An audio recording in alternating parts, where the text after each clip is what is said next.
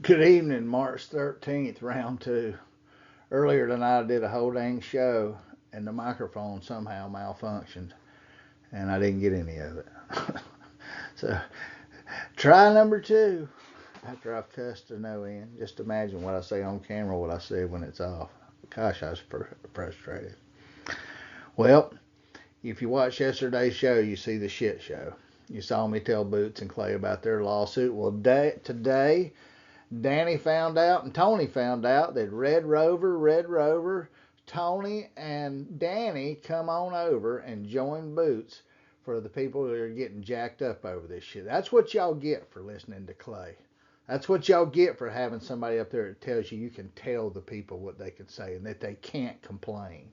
That we can't say that an employee has pled to fraud and lost their license who's in charge of our local community's development. We can't tell you that, Tony. We damn sure can tell you. You know why? Because that employee works on our tax money. And so do you. Just because you got elected, you didn't get elected king. You got elected our representative to enforce what's good for us. And we don't think the hell you're doing it. I think what somebody said online, and I want to point this out, it's a good point. My show did not capture the audience's disgust with the board's actions. It was clear there was no free speech to be had in the room. And so today, Quinn Robertson's lawsuit got dropped on them. They're all probably still getting served with it, but it's been filed. And so here's the deal. They are so arrogant, on the show where they hired Stan. If you read Quinn's lawsuit, you'll find out that Stan, that Mary King and Quinn had already whistleblown to the state attorney. If you go read the lawsuit, read item 15. Danny Gladwell and Tony Anderson were upset that the request for proposal bids, the fair system of the county, did not result in the lobbying firm that they wanted receiving the contract. And so they pressured Mary King and Quinn to do it anyway. Why? Because they had to have them people there. A very prominent developer one time said, I just have to have me so-and-so on that commission. Why is that? So here you go. Quinn was a whistleblower. So Mary King, if she gets fired, she should sue them till their fillings fall out. Go read the lawsuit and imagine that poor employee is stuck in this mess.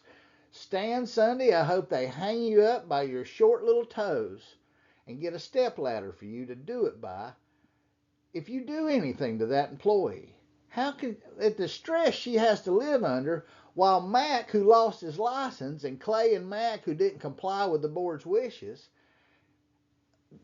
nothing's happening to them. They're not worried about anything. Boots over there waving Gary Shipman's letter around like it means anything more than what we're saying out there. So Gary Shipman can tell them something, and they're ready to suspend a volunteer. But we give them proof. And Clay had certified expert. He just didn't have hearsay, as he likes to say. We're looking for expert testimony. Well, Clay had it. The Florida Board of Engineers.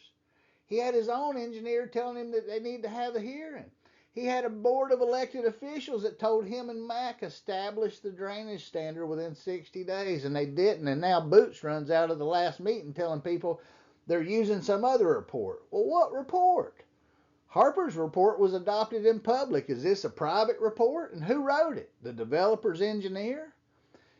Did it change the adopted ordinance? Because if it didn't, you're in violation, no matter what's written in there. And why are you hiding it? You want plausible deniability, Boots? Are you going to get up and say you told people you thought it was in compliance because of that? No, you didn't, Boots. You've got all that other information. That's not going to work. The rest of you commissioners, what?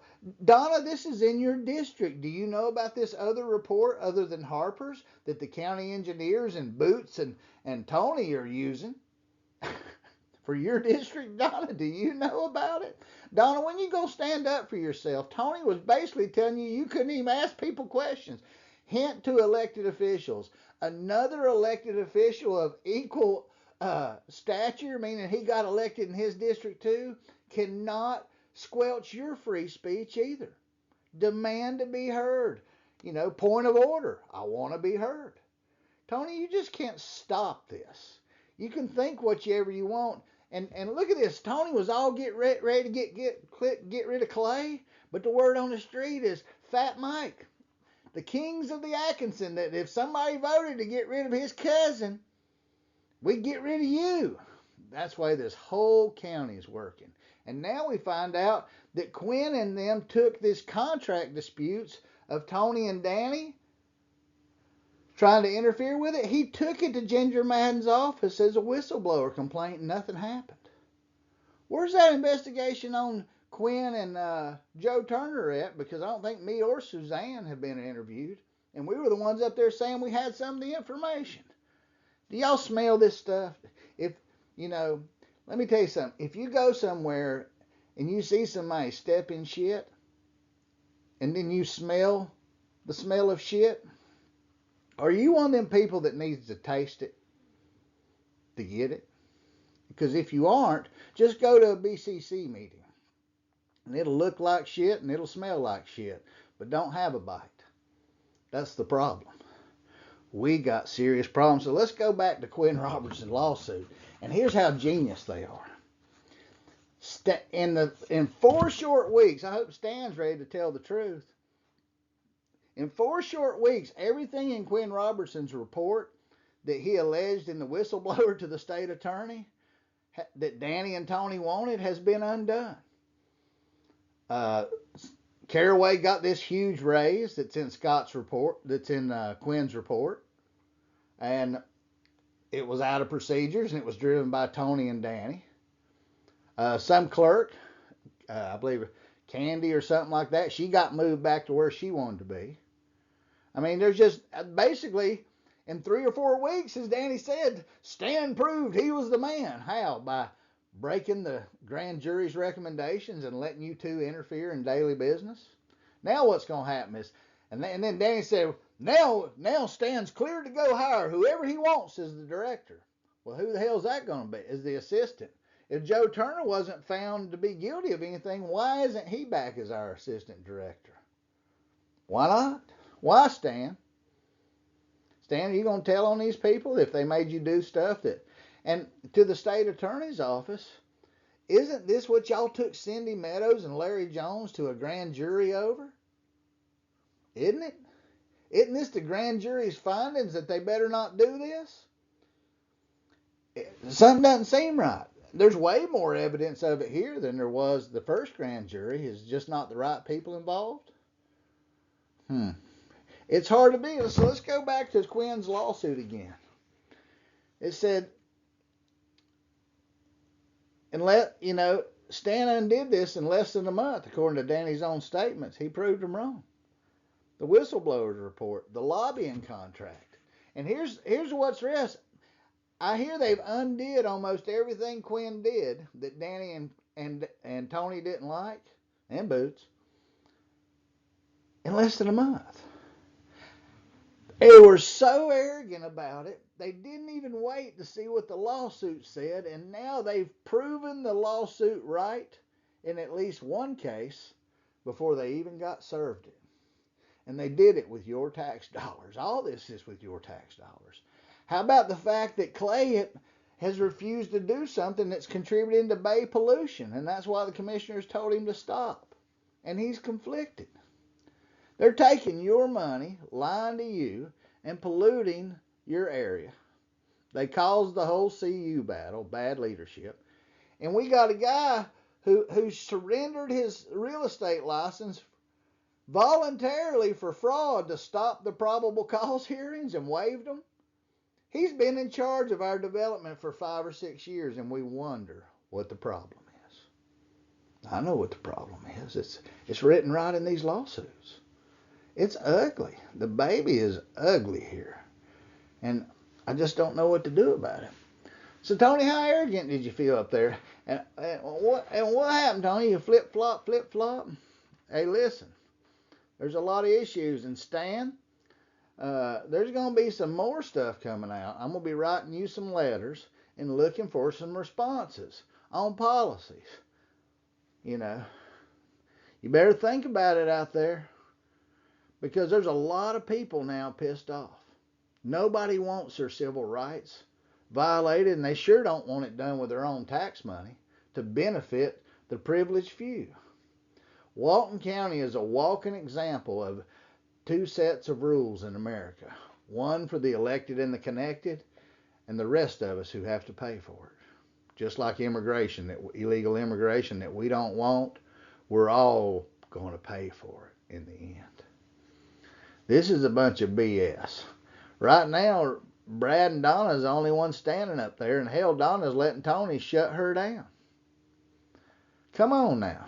I bet Cindy Meadows is over there going, my God, I got raked over the coals for just getting set up. And look at what they do here.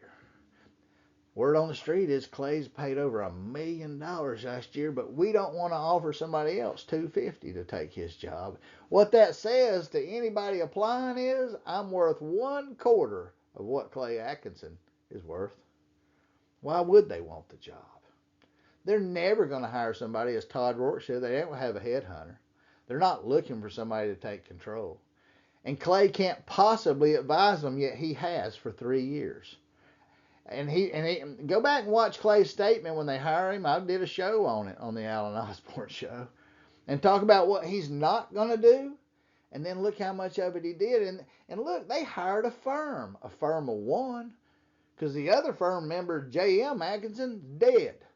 So we're hiring a firm, the Atkinson Law Firm, is corrupt Clay. That's it. That's all there is. And that building looks last time I drove by, it was boarded up from the mysterious fire. Man, you just can't make this fucking shit up. It's so frustrating, I don't even know what to say about it. But more lawsuits are coming, and your tax dollars will answer for it. Have y'all people had enough? Why ain't Trey Nick at all these meetings? Because he's silently watching the fleet Boots explode. Boots ate all the bait, yet he's still in their corner. It's funny, Boots came into office with a 100. He wasn't Deputy Boots anymore, Bailiff Boots or Investigator Boots. He was just Boots, and he started with an A, and he's beholding a solid F to everybody and proud of it. It's like that dirty old store that you used to get lunch meat in that proudly deserved the grade of C from the health department. Man, you can't fix stupid, but we've got to unelect it. And, you know, how will we keep a country when we can't even keep a community that doesn't violate people's constitutional rights? It's pretty damn sad. Anyway, the Three Musketeers, and hey, for you don't know out there, so we got former Deputy Boots, former Deputy Glidewell, the Postman Tony, and former Deputy Sunday. You can't make this shit up. And you see Danny embracing Stan? Didn't Stan get you fired one time, Danny? God. Man, Peyton Place in Walton County. God almighty. Please, God, save us all. Or save us at least from these clowns. We beseech you, pray for us. Because somehow this ain't right. Well, that's all I can think about on the Alan Osborne show. There's more to see if we go through my notes here. Oh, it's not even worth it. Read this stuff and wait for the next lawsuit. Wait till the ethics complaints are coming. Bar complaints are coming. And Fred Tricker's here and is coming at the first week of April, and I hope everybody shows up to protest that. Everybody write Boots and Tony and Danny. Get out their emails and tell them what clowns they are, and thank Donna and Brad for voting the other way. Let them know you mean it. Let somebody know something. Y'all keep them straight out there, because up here from this view looking down, they all look like ants. and the sugar is the developers. Y'all keep them straight here.